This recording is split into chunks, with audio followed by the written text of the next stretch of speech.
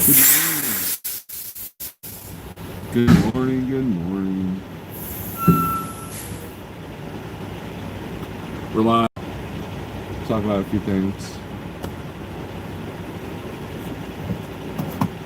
Got our morning coffee. I didn't label it morning coffee because you may not care about coffee. And if you don't care about coffee, there's something wrong with you. But I won't hold it against you. All right? I won't hold it against you. We have a situation.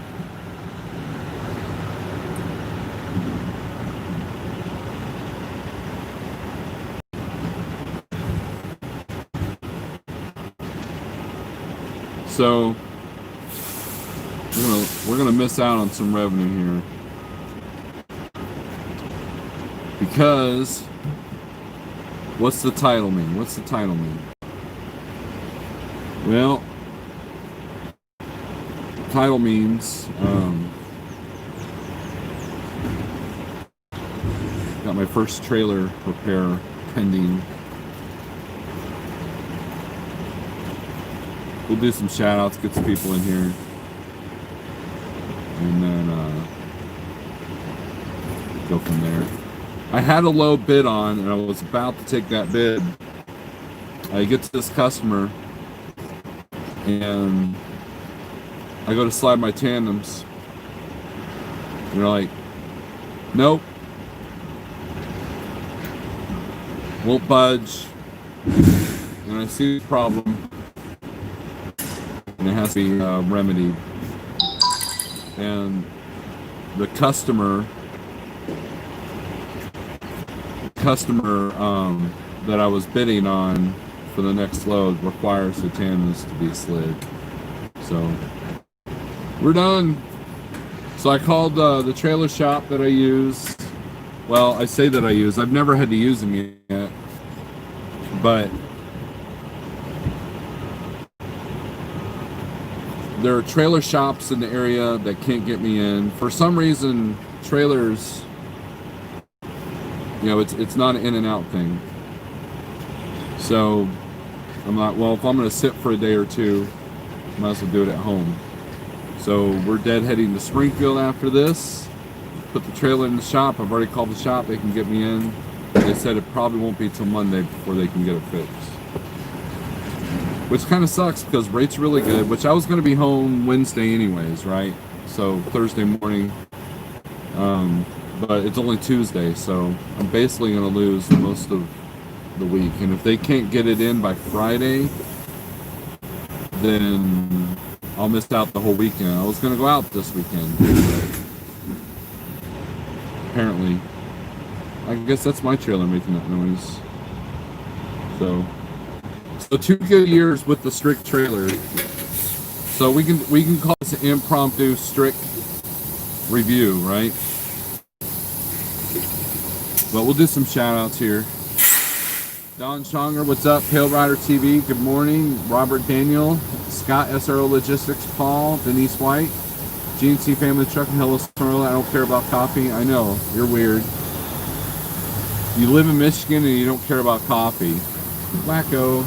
So, Simple Logic, hey there, UX Schneider, I see you. Yeah. TJ Jones, Chasing America. It is coffee time. RD Trucking is listening. Dennis Richardville. Good morning, Rick LP. What's good, dude?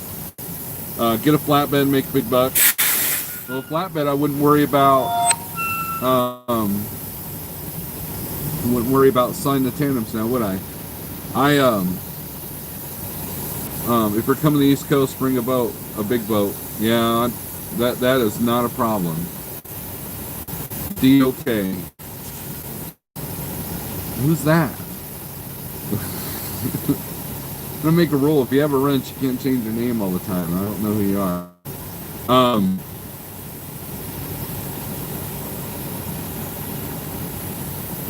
I wished I had a second trailer because Saturday night I went home for my 10-hour break and I was under a load that didn't deliver in Tulsa, open window Monday morning. And there was a load on Uber picking up in Springfield, Missouri, going to Kansas City for $1,000. Guys, it's like 180 miles to Kansas City from Springfield.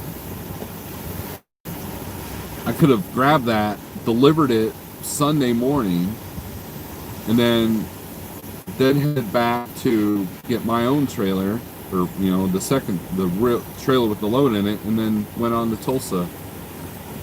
And that would have increased the revenue by $1,000 in one day. So I was tempted to call a friend of mine and say, "Hey, got an extra trailer?" But it was late Saturday, so I had the hours and everything to do it. But so if I had a place to store, maybe a second trailer purchase would be beneficial. I figured it was you, Eric. I figured. Go get OTJB trailer. He's not using. That's a good answer there, Chucky. And go grab his trailer. I believe he had the same issue though. His tandems weren't sliding. But I see the problem and I have to remedy that. So there will not be a load in this trailer. I did why the rates are high video. Yeah, I watched or listened to like 10 minutes of it, and then I got interrupted and I haven't gone back to it. So, but the thing that hurts about this trailer repair, because I don't think it's going to be a costly repair. I mean, I could be wrong. I don't know much about trailer maintenance, but it's the lost revenue, because I know that the bid that I was giving was going to be taken today. I know that was going to happen. I just knew it. So that would have been close to $700. And then this load paid pretty good. Now this load was pretty funny, because somebody was outbidding me by $1.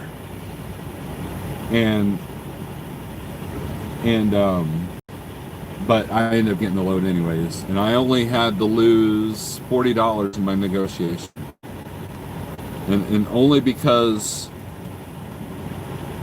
right now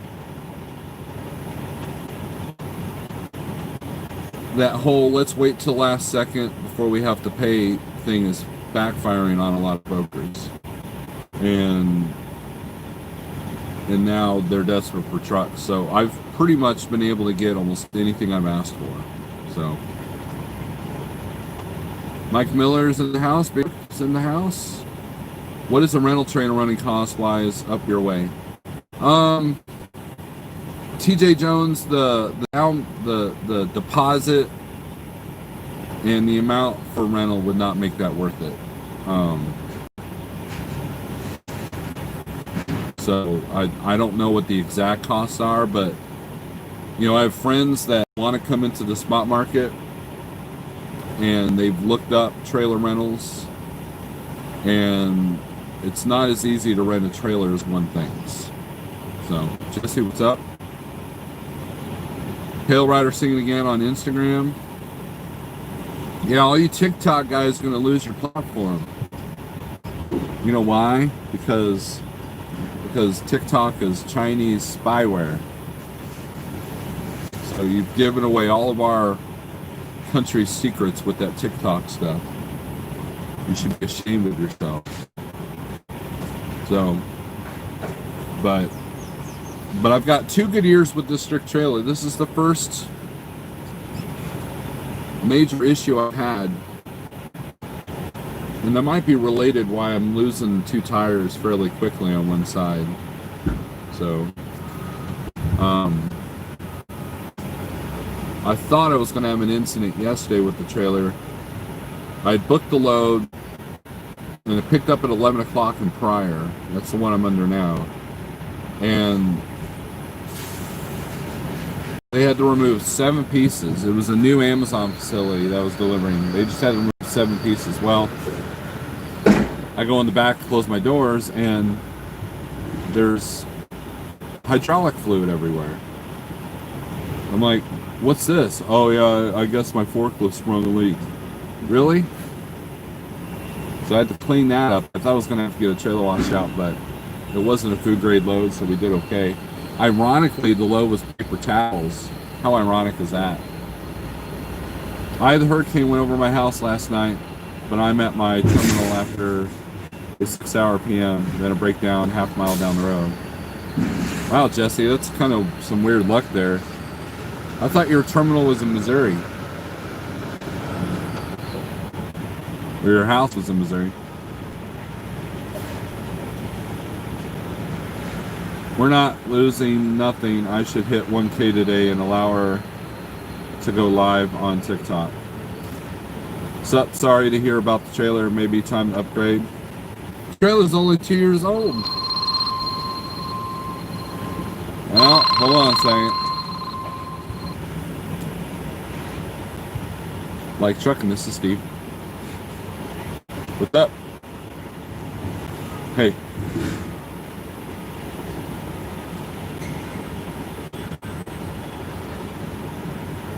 Do you have the strict?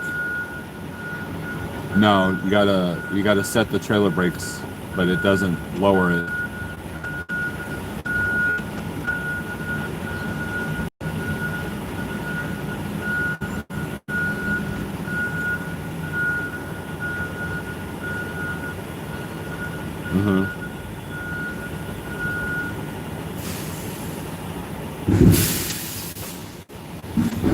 Yeah, you'll have to slide the. Is it a really big angle back there?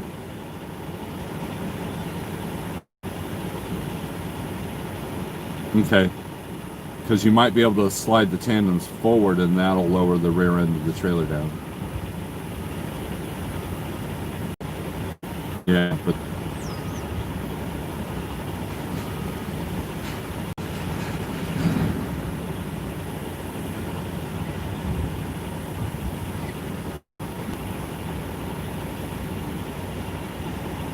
All right, let me know how that works. No problem, man. I'll talk to you. Duty calls, but we got her.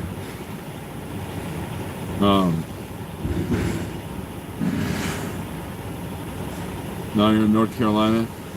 But no, I there's no reason to upgrade my trailer. I mean, now I wouldn't mind having a Wabash plate trailer, but I really don't want to take on another loan. So, I don't know. It would depend.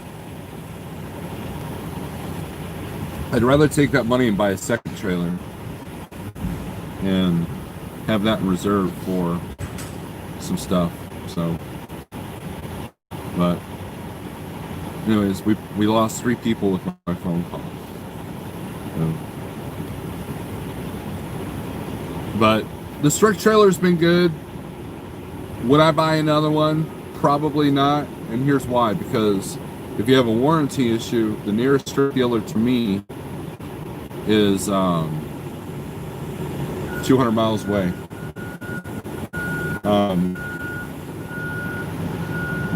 So there's that. But that's what happens when you go into a trailer dealership. The shop that I use sells trailers, right? And they're a Wabash dealer.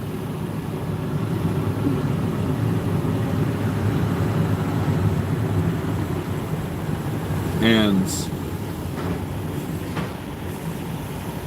I went in there as a serious buyer and they wouldn't give me the time of day. You know? It's like, so later on when I was asking about some stuff, they asked me why I didn't buy a trailer there. So I was asking about strict trailers. Were they good trailers? And they're like, well, why didn't you buy a Wabash from here? I said, because I got ignored by your salespeople. You know? Jesse, you got a dry van you want to sell me? Sitting here in Missouri?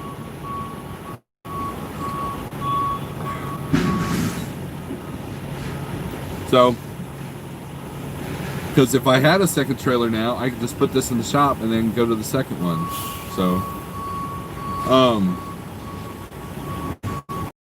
So we might see if there's some power only. I doubt it because I got to be home Thursday morning for my son's graduation. Not missing that, right? So that'll be weird being in a big crowd of people with masks on. That'll be kind of disheartening.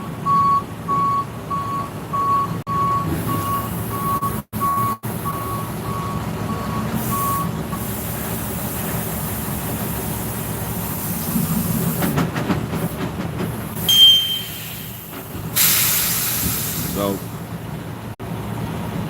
they're getting me unloaded though. I mean, I can see my trailer. They make you separate from the trailer here now, whereas before they didn't do that. So let's close the window. This dude's annoying. It's an old beat up ProStar and it says Peterbilt Killer on it. That's funny. But anyways, so we're gonna take our trailer to the shop and see what that bill's gonna cost. And maybe get an alignment done, because that might be an issue too. So we had a DOT. I need a DOT on it. But yep, if it's got wheels, it's bound to give you trouble. That's absolutely true. But other than that, what do you guys want to talk about? Is there anything going on in your world? Rates are good. I predict they'll be good for at least another month or so.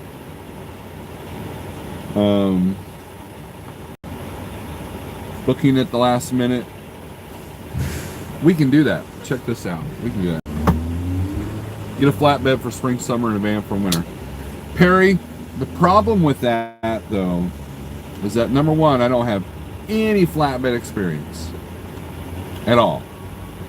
And I'm that guy that can barely tie down his stuff in the pickup truck, right? I'm that guy that's on the shoulder with the walk of shame, going back to get whatever fell out of my pickup. I'm that guy, right? And so tying down big things that could kill people probably isn't the best idea for me.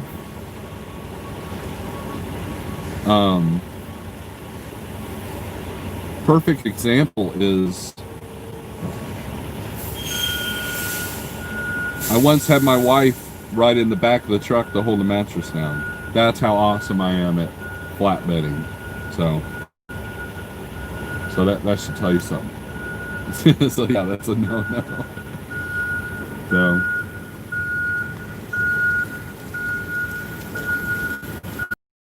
that would train me, but I don't know how that'd work for the insurance and all that. But I have no desire to be a flatbed.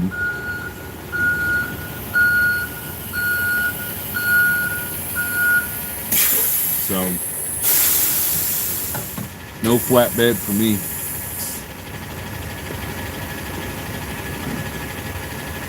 I hope people refuse to go into Minnesota. That's a good topic. I agree wholeheartedly.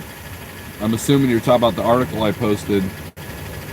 If you're friends with me on Facebook, if you're not, I posted an article about how the police in Minnesota was like, hey, if you get robbed, just go ahead and get robbed. Don't try to fight, comply. And it's one of those articles that I originally thought was designed to just stir up the crap, you know. But from the sources I've noticed that it's kind of legit. And either way, whether it's legit or not, to put that narrative out there to me is insane, right? So if it's not true, to put that narrative out there, that still shows you how screwed up it is. So I won't go into Minnesota now. Minnesota, Oregon, which Oregon's not a problem, right?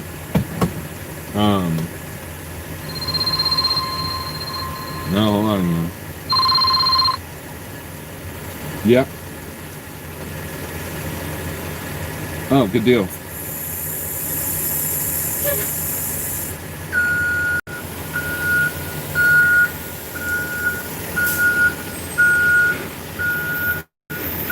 Uh-huh.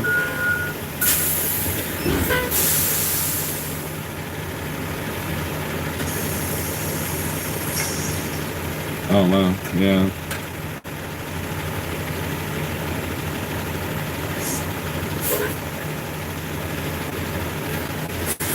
Well, I'm glad that helped. So.